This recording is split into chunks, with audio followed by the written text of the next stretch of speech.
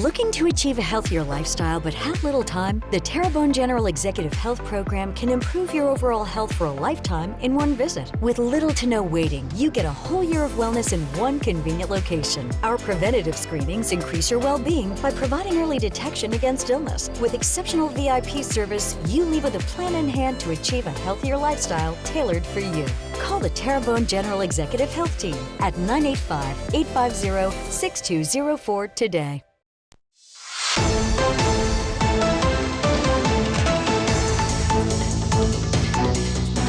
All right, we're back talking council agenda with the new chair and the new vice chair, Terrebonne Parish Council, Mr. Carly Harding. There you see him right there, Ms. Kim Chauvin. And I think something we're going to talk about that's up also is the attorneys. Yes. What's up about the attorneys on is that in public hearing or is that at the agenda, the main agenda on Wednesday? That's part of general business. Okay. All right. And actually we come in and the parish president makes the recommendation to have our present parish attorney go through the same process as the fact that we accept that parish attorney as our representative. And that attorney actually have a lot of other attorneys on staff. Most importantly, people were going to find out that Mr. Jose Bear and Braj Michaud, they're going to be part of that. And as we were discussing, is the fact that sometimes it's a good thing to have good relationships with people, even after others in office, and use what's to your advantage. And there are some cases that are still on the books, and people would wonder, well, why are we still dealing with him? But he has the knowledge that of other cases that may still exist, and then it allows Ms. Neal an opportunity to actually, under a reasonable cost, get the wisdom and knowledge. I know during Gardner's administration, they got rid of I might be wrong the number, I thought he said 80 past cases that were costing the parish money. So yeah, he's a bulldog when it comes to that. So yeah, I get it, I understand, but so that goes up for vote? Yes, On Wednesday, okay, all right. Kim, I think you were trying to dive in on this one and say something, or? No. Okay, No. all right. No. So with all this going on, and I just want to let the public know there's a chamber banquet that night also, so I know y'all trying to support the chamber and get there too. So how y'all gonna maneuver all this and get it done? You can just try to move the agenda, right? Well, not necessarily so. I think what the issue is, and actually has been discussion, and then it is my belief and others' belief, and basically the results of the consensus of the council, is the fact that our number one priority is the council. Okay. Well, good for you. Yeah. We have a very altered agenda because of the circumstances with the freeze, but we would love to attend. But the affairs of Terrebonne Parish is the number one thing. Now, if you come to the circumstance where we don't have the quorum, well, people have to answer to the fact that, well, why are we making adjustments to that point? And it was just on my point of If view. you don't have five. If we don't have five, we can have, I think we won't have a problem having a quorum. Right. I mean, my thing is to get to the budget and get to the things of business, and then right after that, just head on over to the banquet, because I'm a firm believer that relationships release resources. Yeah.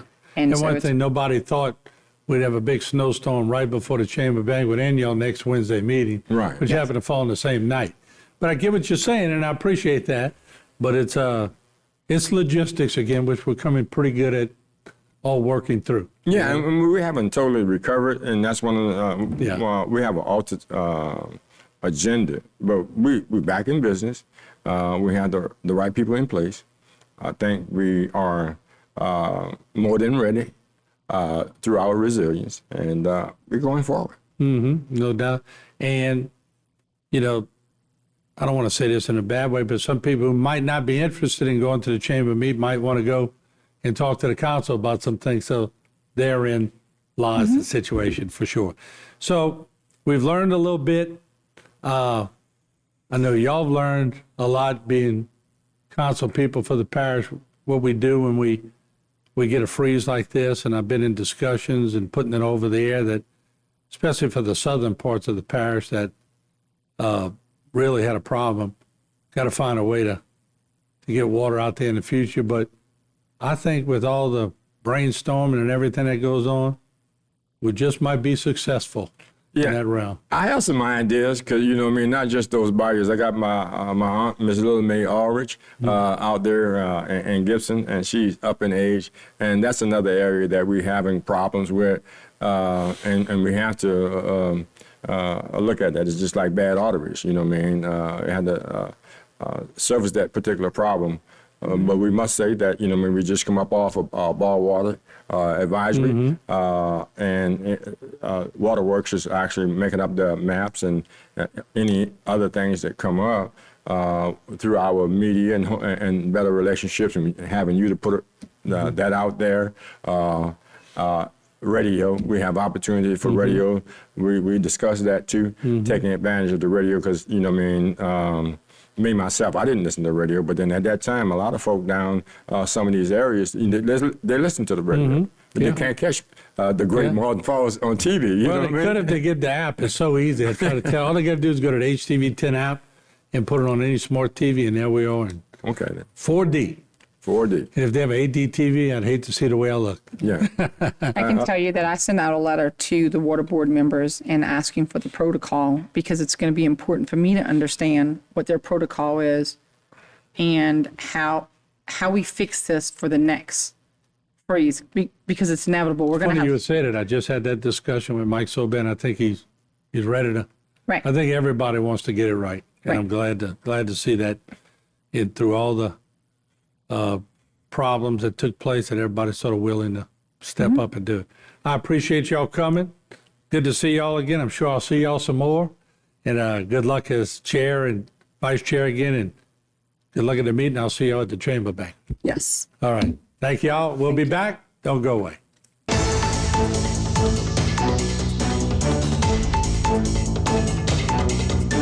Today's social media segment is brought to you by Terrebonne General Health System.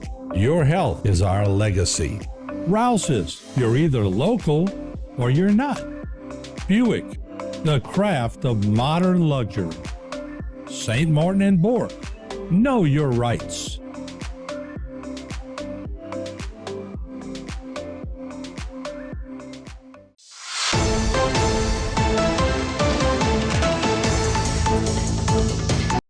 All right, welcome back. We're talking about council agendas. Here we have the chair and the vice chair with us once again, Mr. Carly Harding, Ms. Kim Chauvin. And Kim, I guess we'll go to you. We're looking at an amendment with the budget. So one of the things that comes with the budget is the opioid abatement monies that comes down. And for the last 2 years, it has gone in a different direction.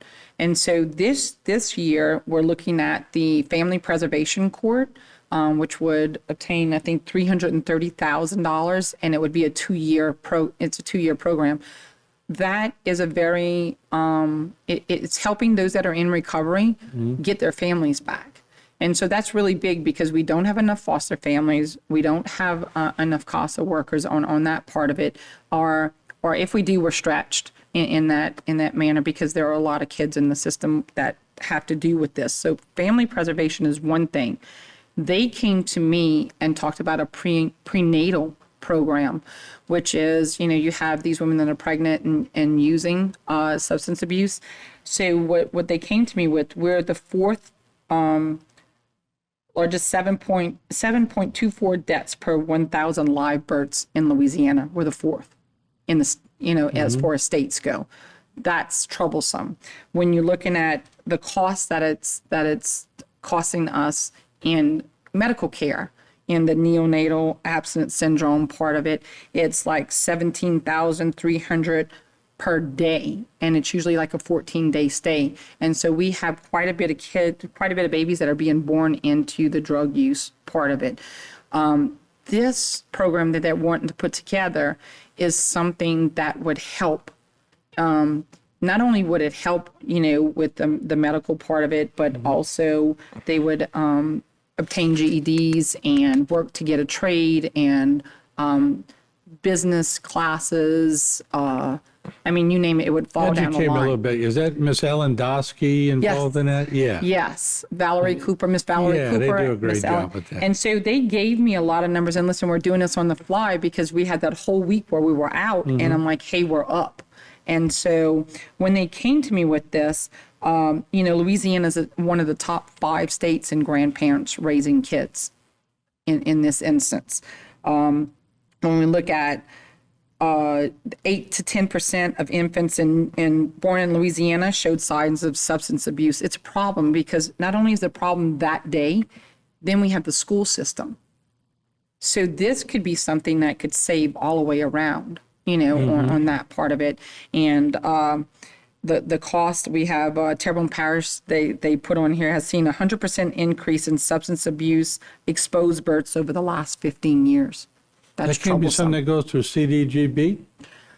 Funds That on I it? don't know, but this is the opioid abatement money. Oh, yeah, So this yeah. this is That's grant money. Yeah, specifically yeah, to specific. come down to help in those instances. And Yeah, I see Mr. okay. Coral Go ahead, has Coral. something. Yeah, and what she's talking about is going to go to public hearing. And then we actually have the public to actually come and voice their opinion in this budget adjustment period. Originally, what was being done was that the police department would get basically the money in reference to the opioids. We're talking about $888,000, which Judge Arsenault, actually, they made a presentation to us, and then we made a conscious and a very heartwarming decision that, we're going to actually take at least $500,000 or so to actually put toward this program. And this program is rather twofold in reference to, like Ms. Kim is saying, but then there are other spin-offs that we have from this. And that's where that money came from. Generally, it would usually go to the police department, but right now, the large portion of it. And we all know some people would say, well, why do we need to take care of people like that? I can answer them by saying, everyone in this town knows somebody who's affected in some way by this. So it really is a rewarding program. It is. And it puts them back in service. It puts them back in the community, and it does a lot of different things. And kudos to you for trying to help all that. Yeah, and because it's a public hearing, and once we have the 3 calls to the public hearing and have the opportunity to come out there, Kim and I, we were in discussion in reference to that, then we put it to a vote to ratify, to actually adopt it. And in that adoption and that vote, what happens there, the discussion can happen. Okay, we can accept that, and oftentimes we can actually sometimes accept things, and then we can actually vote on it, and then tweak it later on. We can push it down a little bit further, make some changes to it. It might be from some members to the public. There's an easier way to do it that way than to have to go back into public hearings, things like that. It extends the length of time. So if we do it and we actually ratify it, we can revisit it in 2 weeks and then actually make it an agenda items, and we can make the adjustment on the fly. And I think with this, they're going to come to the meeting. They're getting prepared to come to the meeting so that they can bring this to us and bring all of the information so that people can see the numbers and how they can make a difference in that. I've offered my services as to volunteer parenting classes or, as a mentor to somebody, because if we don't pick them up, it's just going to get worse. When do you sleep, Kim? I don't. I don't do much sleeping. No, Carly don't do a lot of sleeping No. either. At 4:30 in the morning. Yeah, he moves around. And there are 2 others. One is to accept the fact that we're going to go at least to Louisiana State Representative Clay Higgins. That's going to be one. It's just a minor thing that we have a building, and he's going to actually lease that from us. I guess this is promoting that the fact that CPRA, they're going to go into an agreement with Terrebonne Parish inside of the government because on January 30th, they had an event going on at the Civic Center. All right, let's do this. We'll take a break. We'll come back another segment with our council chair and vice chair. We'll be right back. Don't go away.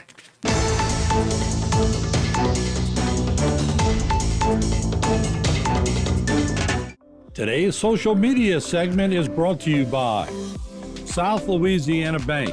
It's better when we bank together. Waits and Downer, attorneys at law. Terrebonne Ford, built Ford tough.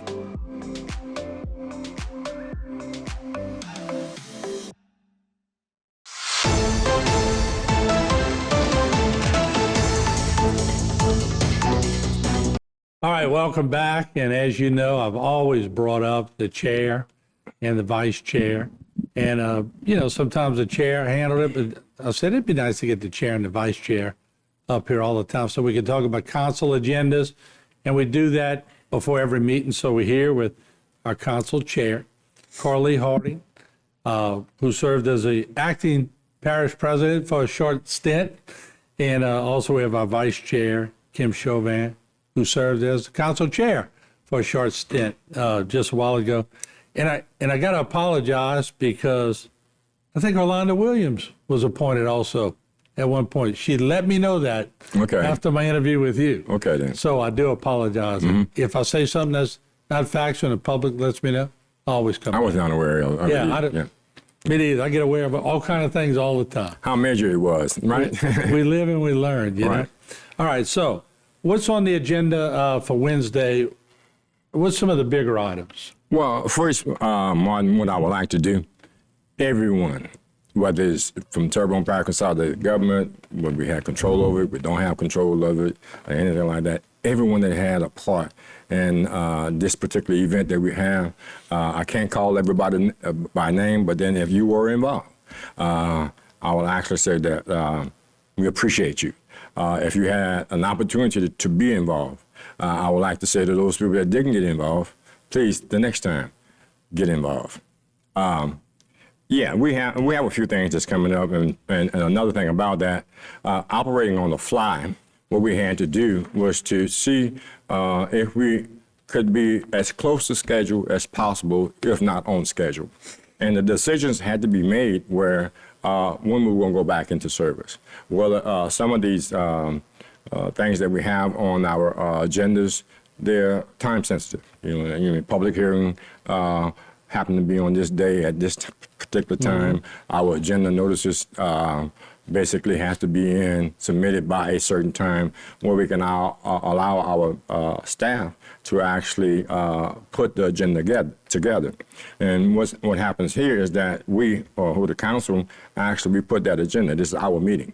And our meeting, oftentimes, in order to set the agenda, the administration has to send the information for the agenda. So the decision had to be made. We considered perhaps taking, which we have tonight, committee meetings and move them to Wednesday night. We had to make that decision perhaps on the fly. We had consideration in reference to nuisance abatement, which we have tomorrow. The decision had to be made. I think Chris Pulaski, he had put someone else extra out to work the weekend so we can actually be on schedule, because we would have to reschedule that again. So we're looking at how many pieces of property, Kim? About 40 to 50 pieces of property that we had to deal with, and then we had to address that later on down the line. With that being said, kudos also to the council staff. They've done a wonderful job, and everyone that was involved. And we're looking at the fact that we're on schedule. We have our committee meetings tonight, combinations tomorrow, and our council meeting after that. Yeah, and kudos to Public Works also, and David Rome, and also to Mr. Drury, who handled the buildings.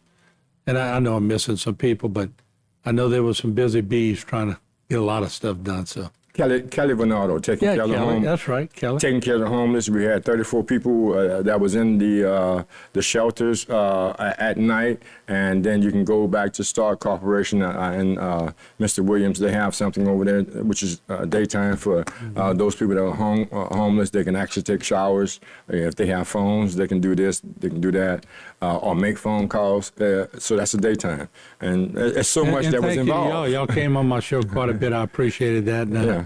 It's all about information and getting it out. Are y'all going to deal with some of the snow events, or is that up on the agenda? Or I guess that would be in public wishing to address the council if they want to say anything. Yeah, and that's what it'd be. And each member, of course, the members of the public can actually address the council during that particular time.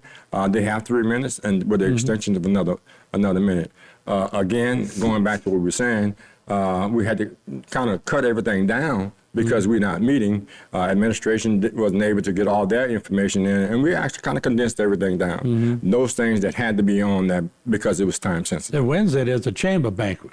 Yes. Right. Yeah. So, Are y'all gonna be able to do both? yes, my plan is to, I have my workers. Get in, bum, bum, bum, boom, Yes. go. Whatever Yeah. it takes. All I right. told David that he's on the hook for bringing some of our workers that I brought last year, and some employees that we had a blast at it last year. So, Yeah. I'm going to bring them in, and then I'll be there after the council meeting. On that part, we've got to take care of business. Yeah. That needs to be done at this time. But, I did want to say that we have great staffs, all across Terrebonne Parish. And our fire departments that went out and turned off all these, the water leaks that were happening that people couldn't find, the meters and such, because I know I've called on mine quite a few times, my fire chief, and I said, hey, we have this. And so we would go down the line with that. So I appreciated that. I knew that I did quite a bit of running water to certain places like the elderly, the infirmed, and people with kids. And that water, actually, that bottled water came from Sheriff Tim Saunier. He brought it down to our bayou. And so I got in my car and put it out there on Facebook if anybody needed it, and through group texting also. So we were able to get that, and it just takes time. I think people need to realize that once the stores open, then they begin selling water. And so the government has to pull back. And so it takes a while to get bottled water down here, like with Goats Up and stuff like that. So that was one of the things that Tim, our sheriff, has been, Let's do this. very We'll good take a with little that. short break. We're going to come back. We're going to have more segments right here with the council chair and vice chair. Don't go away. Today's social media segment is brought to you by Alford and Associates for all of your insurance needs. CIS, Cardiovascular Institute of the South, the highest quality cardiovascular care available. Barker Honda, the Barker family tradition of quality.